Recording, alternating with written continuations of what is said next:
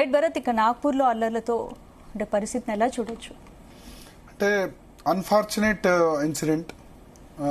ఎందుకంటే దేశానికి ఆర్థిక రాజధానిగా ముంబై చెప్తుంటారు.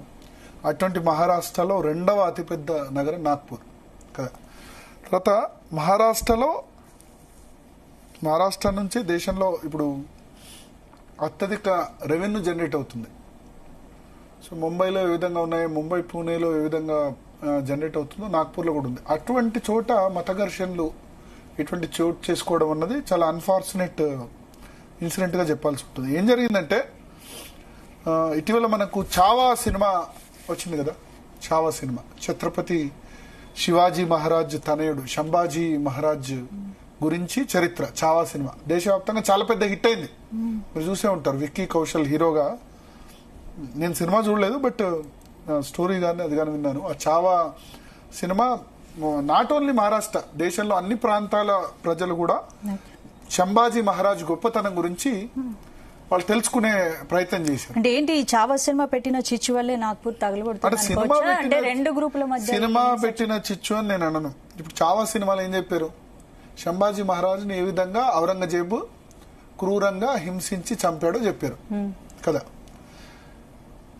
ఔరంగజేబును ముస్లింలు ఓన్ చేసుకుంటే, ఇప్పుడు చరిత్రలో ఏ మతంలో అయినా మంచి వాళ్ళు చెడు వాళ్ళు ఉంటారు కదా.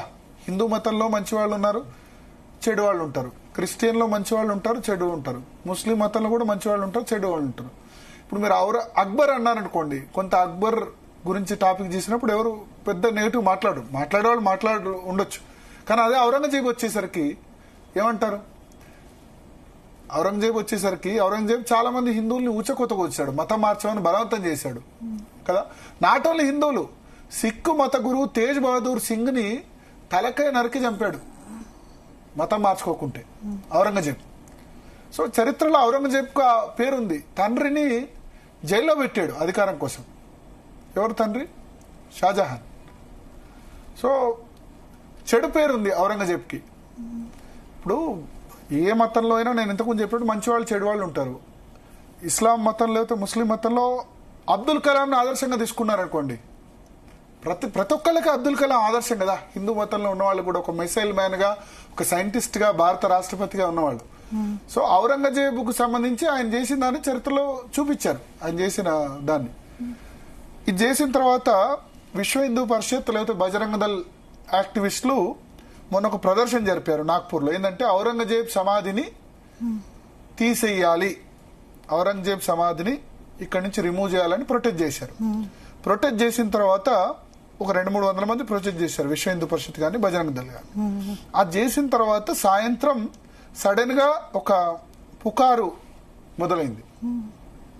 ఏంటంటే పవిత్ర గ్రంథాన్ని తగలబెట్టారు ఈ సందర్భంలో అని చెప్పి, పవిత్ర గ్రంథం తగలబెట్టారు అని చెప్పి. కానీ నిజానికి అది జరగలేదు.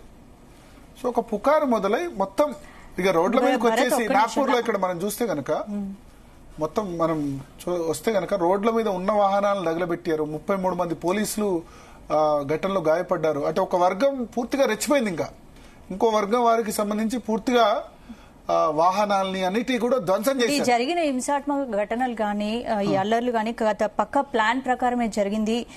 ఇది లుక్స్ లైక్ ప్లాన్. మహారాష్ట్ర ముఖ్యమంత్రి కూడా అవును, అది క్లియర్ గా ప్లాన్ గా కనబడుతుంది.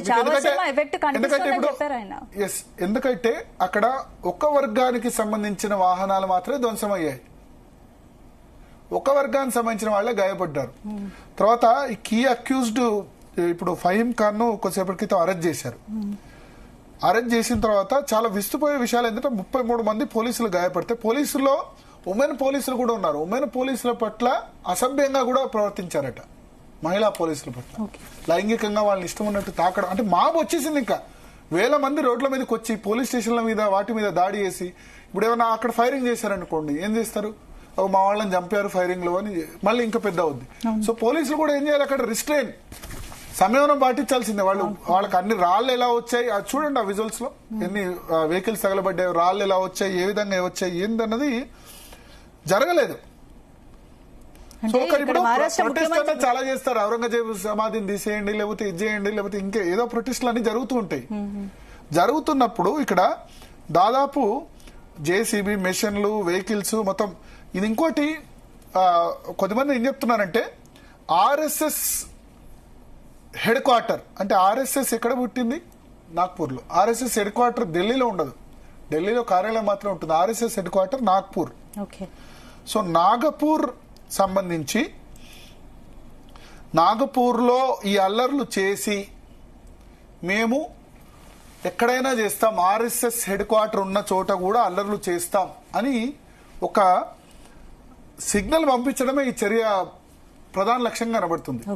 దీనివల్ల ఇప్పుడు ఆ మతానికి నష్టం జరగడం తప్ప ఏం లాభం ఉంటుంది? ఇటువంటి అల్లర్లు చేయడం వల్ల ఏం లాభం ఉంటుంది? మొఘల్ చక్రవర్తి ఔరంగజేబ్ సమాధిని తొలగించాలంటూ కొందరు ప్రజలు చేస్తున్న ఈ గొడవని దేశవ్యాప్తంగా విశ్వ హిందూ పరిషత్ బజరంగ దళ కార్యకర్తలు డిమాండ్ చేశారు. ఔరంగజేబ్ సమాధి తొలగించాలని లేఖ కూడా రాసినట్టు తెలుసు. సరే, అంటే డిమాండ్ చేసి వాళ్ళు ప్రొటెక్ట్ చేశారు. కానీ అన్నెసరీగా దాని గురించి ఔరంగజేబ్ సమాధి చేయాలంటే కేంద్ర ప్రభుత్వం ఏం సమాధి తీసేయాలని చెప్పలేదు కదా. ఔరంగజేబ్ రోడ్ అని ఢిల్లీలో పేరు ఉండేది, దాన్ని తీసేశారు. తీసేసి దాని పేరు బదులు అబ్దుల్ కలాం మార్గ్ అని పెట్టారు. మంచి పేరే పెట్టారు కదా. సో ఇప్పుడు అక్బర్, ఢిల్లీలో అక్బర్ రోడ్ కూడా ఉంది, దాని పేరు మార్చలేదే. అక్బర్ కు పరమత స్థానం ఎక్కువ అని పేరుంది చరిత్రలో. సో ఇక్కడ ఏం జరుగుతుందంటే దీనిలో చాలా విస్తుపోయే అంశాలు మనం చెప్పాలంటే గనక ఈ కాన్స్పిరసీ. ఎందుకంటే భారతదేశంలో ఇప్పుడు ఇటీవల మత ఘర్షణలు అన్ని జరగలేదు. ఎందుకంటే ఎన్ఆర్సీ సమయంలో చివరిసారిగా గొడవలు అయ్యాయి. ఎన్ఆర్సీ, సిఏఏ, ఎన్ఆర్సీ ఆ సమయంలో గొడవలు జరిగాయి పౌరసత్వ చట్టానికి సంబంధించి. ఆ తర్వాత జరిగిన అతిపెద్ద గొడవలుగా ఇది చెప్పొచ్చు. కానీ ఇప్పుడు మనం ఆలోచించండి, మత ఘర్షణలు ఇటువంటివి స్టార్ట్ అయితే గనక అల్టిమేట్ గా ఎవరు నష్టపోతారు? గుజరాత్ లో గోధ్రాలో ఏం జరిగింది? ఫస్ట్ అయోధ్యకు వెళ్లిన రామ భక్తులకు సంబంధించిన ట్రైన్ ని తగలబెట్టారు. తగలబెడితే 56 మంది రామ భక్తులు చనిపోయారు. తర్వాత ఎవరు నష్టపోయారు? తర్వాత జరిగిన మత ఘర్షణలు ఎక్కువ ఇబ్బంది పడ్డది ఎవరు? ఎక్కువ మంది చనిపోయింది ఎవరు? ముస్లింసే కదా. సో ఇటువంటి ఘర్షణలు స్టార్ట్ అయినప్పుడు విశ్వ హిందూ పరిషత్ బజరంగ దళ ప్రొటెక్ట్ చేసింది. కానీ ఆ తర్వాత ఇప్పుడు ఈ చేయడం వల్ల ఈ మత ఘర్షణలో ఉన్న వాళ్ళకి కేసులు బయటికి రారు కదా, సంవత్సరాల తరబడి జైల్లోకి రారు కదా. అక్కడ భారతీయ జనతా పార్టీ ప్రభుత్వం ఉంది, ఖచ్చితంగా స్ట్రిక్ట్ గా ఉంటుంది. శివసేన, భారతీయ జనతా పార్టీ ఇటువంటి ఉన్న చోట.